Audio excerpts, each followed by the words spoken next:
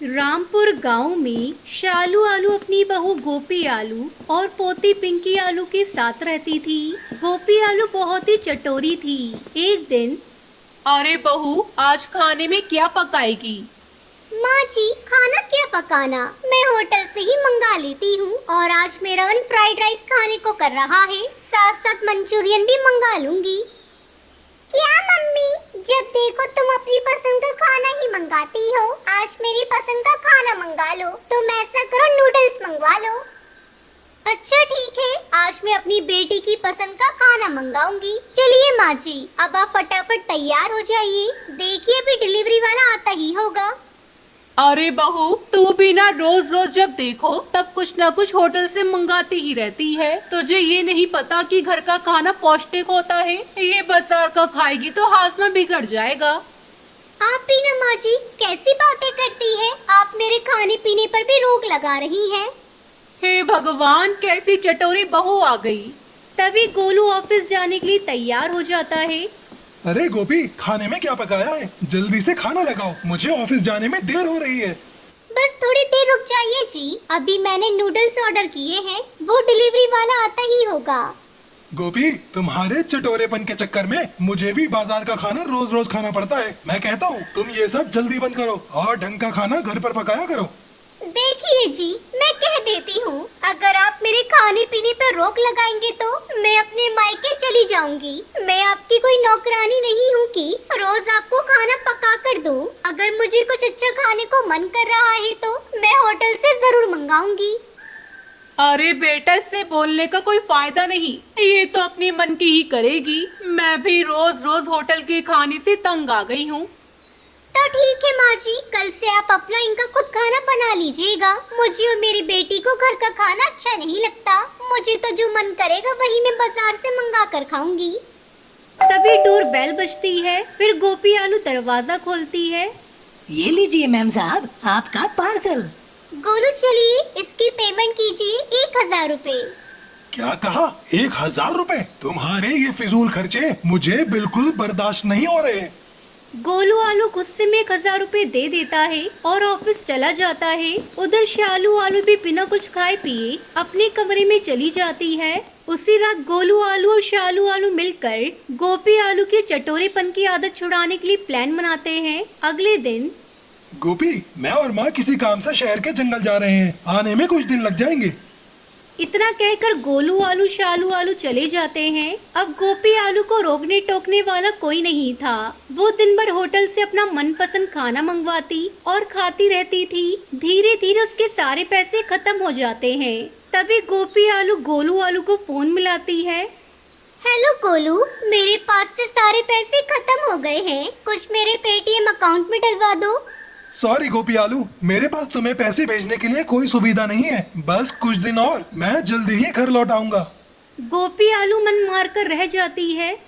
अब मैं क्या करूं? मेरे पास तो एक भी पैसा नहीं है और बिना पैसों के मैं कोई ऑर्डर भी नहीं कर सकती। भूख भी जोरों से लग रही है, लगता है मुझे खुद से खाना पकाना होगा।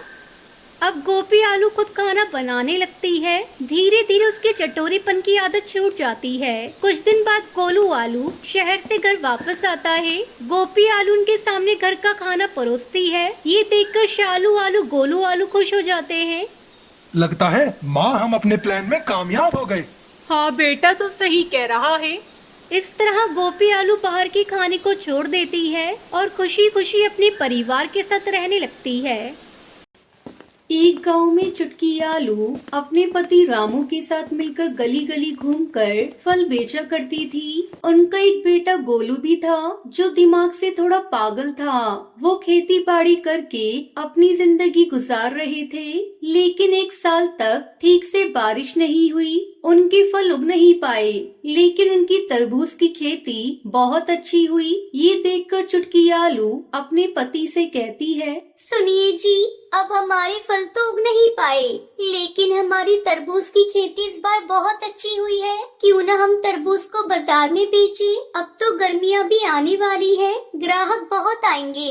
अच्छा ख्याल है, तुरंत शुरू करते हैं। लेकिन अभी तुम्हारी तबीयत ठीक नहीं है। गांव गांव में घूमकर तरबूज बेचना मुश्किल है, इसलिए एक ही जगह ठेला लगाकर तरबूज बेचेंगे। फिर अगले दिन से वो सब मिलकर तरबूज बेचने लगे। तभी गोलू को अमरूद बेचने वाला ठेला दिखाई दिया। माँ, मुझे अमरूद खाना है, मुझे दिलवा दो ना। ठीक है बेटा, मैं अभी दिलवाती हूँ। चुटकी आलू गोलू को अमरूद खरीद कर दे देती है। गोलू एक अमरूद खाकर बाकी अमरूद को ठेले के कोने पर रख देता है।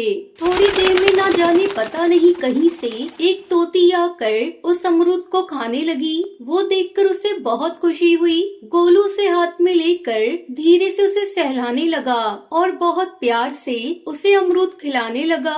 अब हर रोज गोलू उस तोती को अमरूद खिलाता। अमावस्या के दिन पूरा चांद निकलने के बाद वो तोती सबसे कहती है, मुझे और तुम्हारे बेटे गोलू को श्राप मिला था।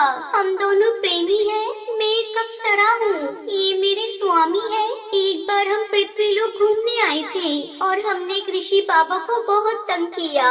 उन्होंने हमें श्राप दिया था मैं तोती बन जाऊँ और मेरे स्वामी एक पागल आलू बन जाए। ये सुनने के बाद हमने उनसे माफी मांगी। तब उन्होंने कहा, ये जिन भी लोगों के घर जन्म लेगा उनकी एक और संतान पैदा होते ही तुम्हें श्राप से मुक्ति मिल जाएगी। ये सुनने के बाद सब हैरान हो गए। कुछ दिन बाद चुटकी आलू ने एक बेटी को जन्म दिया। तभी गोलू आलू और तोती को श्राप से मुक्ति मिल गई। आप दोनों बहुत अच्छे माँ बाप थे। माँ, आप ये तरबूज काट कर देखिए। तभी चुटकी आलू ने तरबूज काटा तो उसके अंदर से ढेर सारे पैसे निकले, जिसे देख वो दोनों बहुत खुश हुए। ये क्या है बेटा, इतने सारे पैसे तरबूज के अंदर? अब से हर अमावस्या के दिन चांद को देखकर जब भी आप तरबूज को काटोगे उनमें पैसे मिलेंगे। ये वरदान देता हूँ मैं आपको, और आप अपने परिवार के साथ हमेशा खुश रहो। ये कहकर वो दोनों गायब हो गए। अब चुटकी आलू और रामू चांद को देखकर तरबूज काटने लगे और उससे मिले पैसों से अपनी बेटी के साथ खुशी खुशी जिंदगी गुजारने लगे। एक दिन चुटकी आलू अपने घर के बाहर उदास बैठी थी। तभी एक बच्चा खेलता खेलता वहाँ पर आता है। चुटकी आलू से अपने पास बुलाती है, आओ लालू टमाटर, आओ बैठो मेरे पास। आ रहा हूँ चुटकी चाची। और तुम्हारी मम्मी क्या कर रही है? घर में सब ठीक ठाक है ना? चुटकी आलू लालू टमाटर से बात कर रही होती है। तभी वहाँ उसकी माँ शालू टमाटरी आ जाती है। अरे कल मुही मेरे बच्चे से बातें क्यों कर रही है? अपने पति को तो खा गई, मेरे बच्चे को भी खा जाएगी।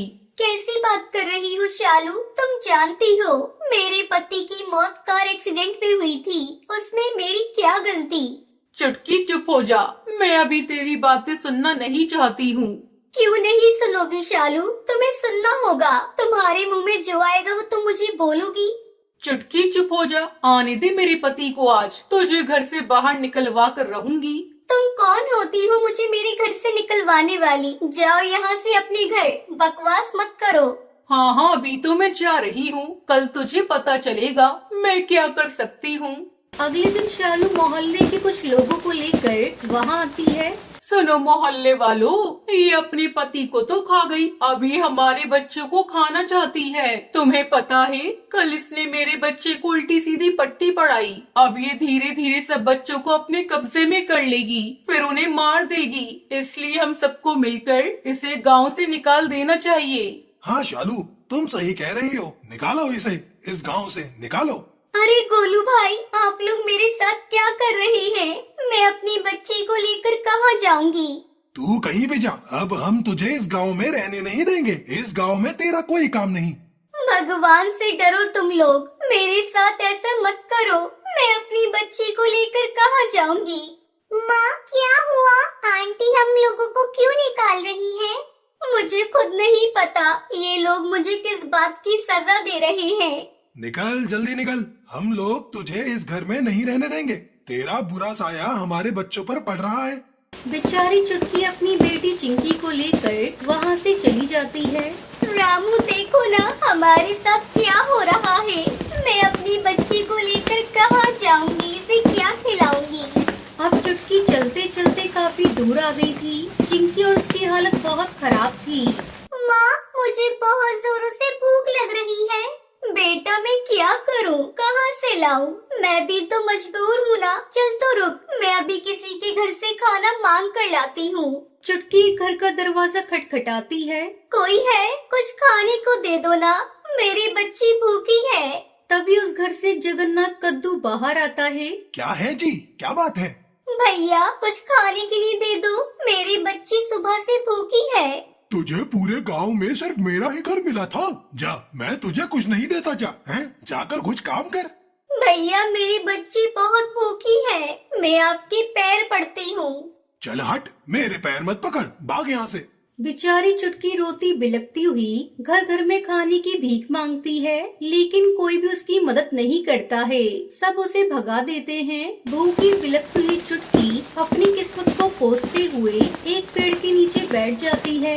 क्या करूं भगवान, आपने मुझे कैसी फूटी किस्मत दी है। लगता है सारे दुनिया के सारे दुख आपने मुझे ही दे दिए। मैं कैसी अभागी माँ हूँ जो अपनी बच्ची को खाना भी नहीं खिला पा रही हूँ। तभी चुटकी गांव की टिल्लू मिर्च को देखती है। टिल्लू तुम तो मुझ पर रहम करो, कुछ खाने के लिए दे दो।